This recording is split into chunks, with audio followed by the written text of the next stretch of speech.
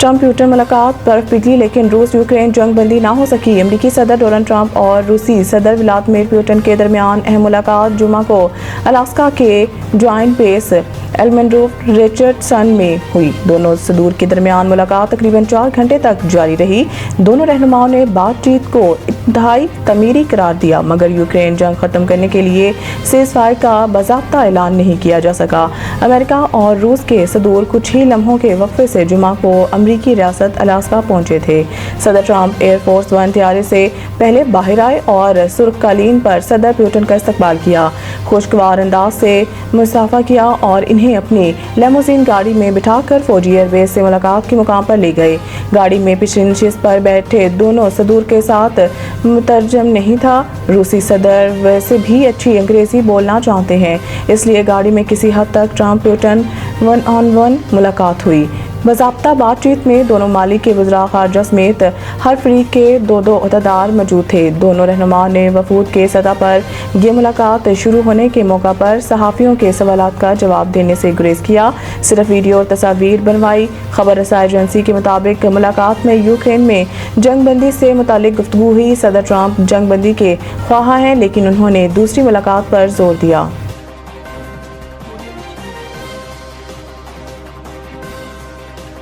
Supreme judicial council ने chief election commissioner और दीगर 2 मेंबरान के खिलाफ शिकायत खारिज कर दी। सुप्रीम जुडिशल कौंसिल ने अपना फैसला पब्लिक कर दिया, जिसके मुताबिक चीफ इलेक्शन कमिश्नर और दीगर 2 मेंबरान के खिलाफ शिकायत खारिज कर दी गई। जारी इलामिये के मुताबिक सुप्रीम जुडिशल कौंसिल ने इलेक्शन कमीशन के सरबराह और 2 अरकान के खिलाफ दायर की गई 3 अलग-अलग शिकायत दर्ज कर दी हैं। जारी इलामे के मुताबिक सुप्रीम जुडिशल कौंसिल ने इलेक्शन कमीशन के सरबराह और 2 अरकान के खिलाफ दायर की गई 3 अलग-अलग शिकायत खारिज कर दी हैं। सुप्रीम जुडिशल कौंसिल के 8 नवंबर और 13 दिसंबर 2024 को इजलास हुए थे। इजलास में chief election commissioner Sikandar Sultan Raja और इलेक्शन कमीशन ने 2 अरकान निसार अहमद दुरानी और शाह मोहम्मद जतोई के खिलाफ शिकायत का जायजा लेकर खारिज कर दिया गया। इलामे में कहा गया है कि दायर 3 अलग-अलग शिकायत नंबर 532 2021, 557 2022, 563 2022 का जायजा लेने के बाद शिकायत को खारिज करने का फैसला किया गया था। वाज़ेह रहे कि पीटीआई ने भी शिकायत सुप्रीम जुडिशल कौंसिल को भिजवाई थी।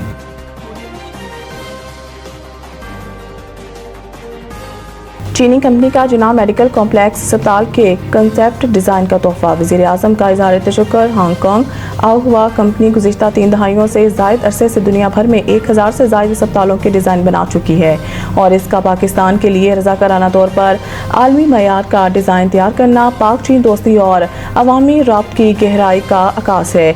वज़ीर आज़म ने इस इक़दाम पर चीनी कंपनी की क़यादत और टीम का तहे दिल से शुक्रिया अदा किया और कहा कि ये तोहफा न सिर्फ हुकूमत और पाकिस्तानी अवाम के लिए अहमियत रखता है, बल्कि इस अस्पताल से मुस्तकबिल में शिफायाब होने वाले मरीज भी इसे हमेशा याद रखेंगे।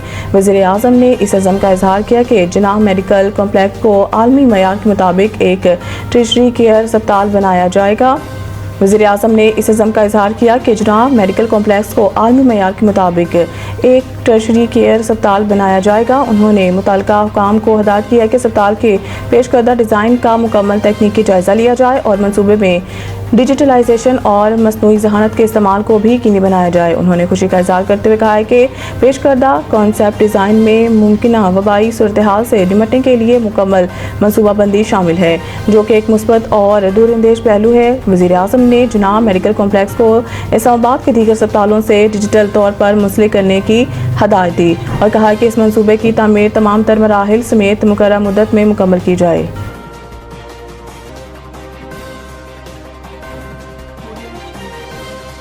फौज को दिलचस्पी नहीं है दहशतगर्दी के नाम पर मासूम अवाम की जान ले।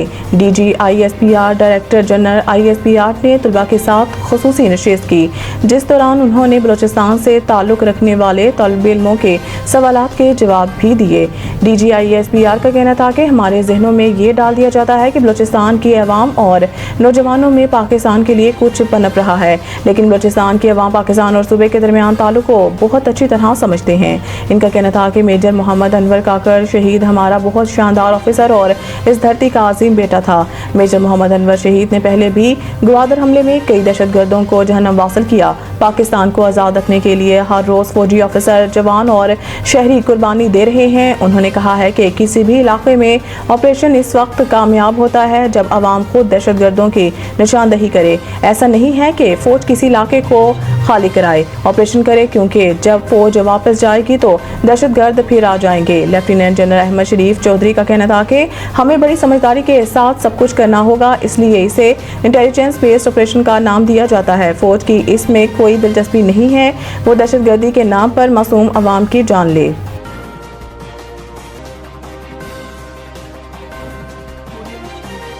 पख्तूनख्वा में बारिशों और सैलाब से नुकसानात की तफसीलात जारी। 307 अफराद जाँ बहक, रेस्क्यू ऑपरेशन जारी। रिपोर्ट के मुताबिक गुज़िश्ता 48 घंटों के दौरान मुख्तलिफ हादसात में 307 अफराद जाँ बहक और 23 ज़ख्मी हुए। जाँ बहक होने वालों में 279 मर्द, 15 ख़वातीन और 13 बच्चे शामिल हैं, जबकि जख्मियों में 17 मर्द, 4 ख़वातीन और 2 बच्चे शामिल हैं।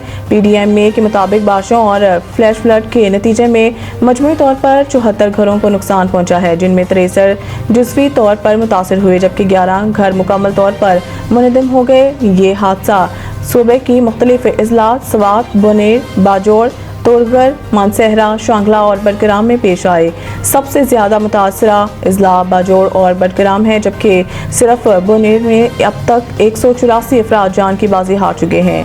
PDMA ने खबरदार किया है कि शदीद बारिशों का सिलसिला 21 अगस्त तक वक्फे से जारी रहने का इम्कान है। वज़ीर आला खैबर पख्तूनख्वा की हिदायत पर मुतासर अजला के लिए फौरी इमदादी फंड्स जारी कर दिए गए हैं और तमाम इदारों को इमदादी सरगर्मियाँ तेज़ करने की हिदायत की गई है। ज़िला इंतज़ामिया और PDMA की टीमें मुसलसल राब्ते में हैं और सूरत हाल की निगरानी की जा रही है।